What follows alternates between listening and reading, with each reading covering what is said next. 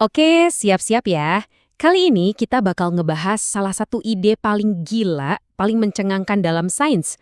Kemungkinan adanya dunia paralel. Pembahasan ini dijamin bakal sedikit mengguncang cara kita semua melihat realitas.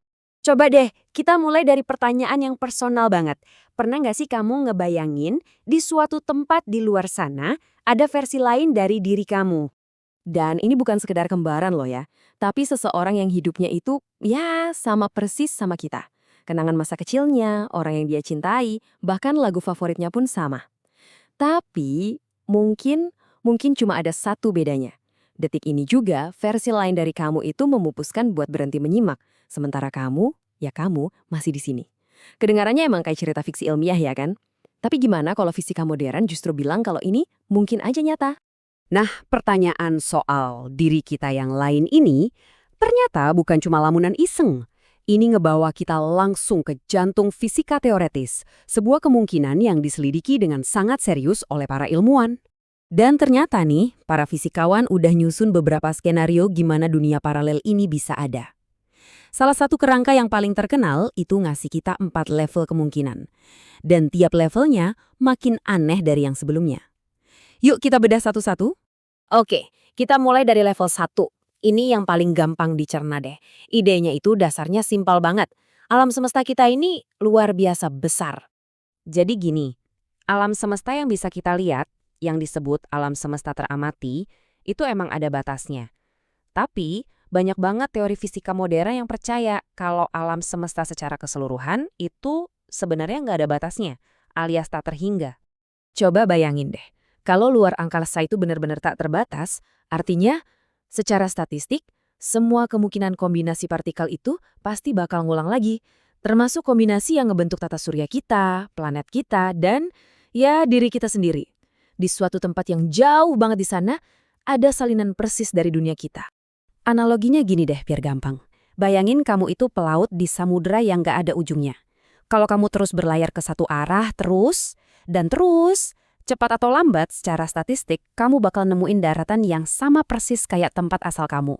Nah, itulah logika di balik dunia paralel level 1. Oke, kita naik level ya. Sekarang makin seru nih. Di level ini, dunia paralel itu nggak ada di dalam alam semesta kita yang super luas ini. Tapi ada di alam semesta lain yang benar-benar terpisah. Kayak gelembung-gelembung sabun gitu, masing-masing punya dunianya sendiri. Nah, kunci buat ngerti level ini itu ada di konsep yang namanya inflasi. Ini adalah ide kalau alam semesta kita itu lahir dari sebuah ledakan super cepat dari satu titik super kecil. Peristiwa yang kita semua kenal sebagai Big Bang. Intinya tuh gini, kalau Big Bang atau inflasi itu bisa kejadian sekali, kenapa nggak bisa kejadian lagi, dan lagi, dan lagi di tempat lain? Teori ini bilang, kalau Big Bang kita mungkin cuma satu dari sekian banyak ledakan serupa. Tiap gelembung inflasi ini nyiptain alam semestanya sendiri, yang mungkin punya hukum fisika yang sedikit beda dari punya kita. Oke, siap-siap ya, karena sekarang kita masuk ke dunia yang jauh lebih aneh. Di level 3, dunia paralel itu nggak dipisahin sama jarak, tapi sama tiap momen, tiap pilihan, dan tiap kemungkinan. Selamat datang di dunia mekanika kuantum. Gampangnya gini, mekanika kuantum itu aturan main di dunia yang super-duper kecil, di level atom dan partikel-partikelnya. Dan di dunia itu, semuanya bukan soal kepastian, tapi soal probabilitas, soal kemungkinan. Kita pakai analogi dadu ya, biar kebayang. Di dunia kita sehari-hari, pas kamu lempar dadu, hasilnya pasti cuma satu kan? Entah itu angka 1, atau 2, atau 3, dan seterusnya. Cuma satu hasil yang beneran kejadian. Nah, di dunia kuantum ceritanya beda banget. Menurut salah satu interpretasinya, pas dadu kuantum ini dilempar, semua kemungkinan itu terjadi barengan. Hasilnya adalah 1 dan 2 dan 3, semuanya sekaligus. Dan tiap hasil itu menciptakan dunianya sendiri-sendiri. Gila kan? Artinya, tiap pilihan kecil yang kamu buat, misalnya milih kopi atau teh pagi ini, itu sebenarnya bikin realitas jadi bercabang. Ada alam semesta di mana kamu milih teh, dan kamu yang di sana sama nyatanya kayak kamu yang lagi dengerin ini. Kita cuma kebetulan aja ada di salah satu cabang dari pohon kemungkinan yang nggak terbatas ini. Oke, level terakhir. Ini yang paling ekstrim, paling abstrak, dan paling bikin pusing. Di sini kita ninggalin fisika yang kita kenal dan masuk ke dunia matematika murni. Idenya gini, alam semesta kita ini kan jalan pakai aturan matematika tertentu ya, kayak hukum gravitasi atau kecepatan cahaya. Nah, gimana kalau ada alam semesta lain yang diatur pakai aturan matematika yang benar-benar beda? Bayangin aja dunia dengan 2 dimensi waktu atau dunia di mana gravitasi itu malah ngedorong benda, bukan malah narik. Nah, inti dari ide gila ini namanya prinsip demokrasi matematika.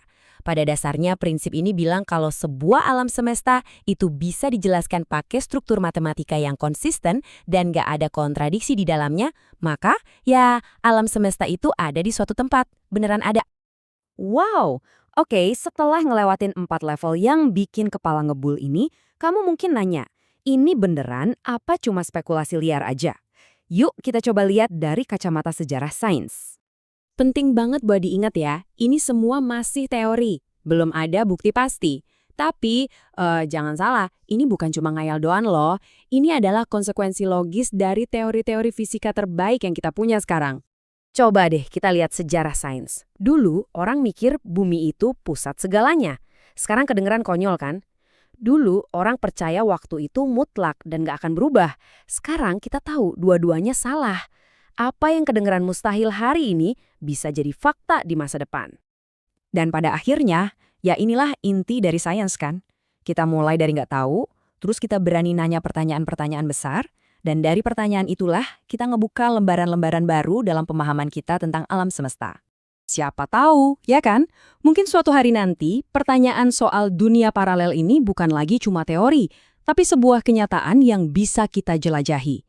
Jadi pertanyaannya buat kita semua, babak baru pengetahuan apa ya yang nunggu kita di depan sana? Sesuatu buat kita renungin bareng-bareng.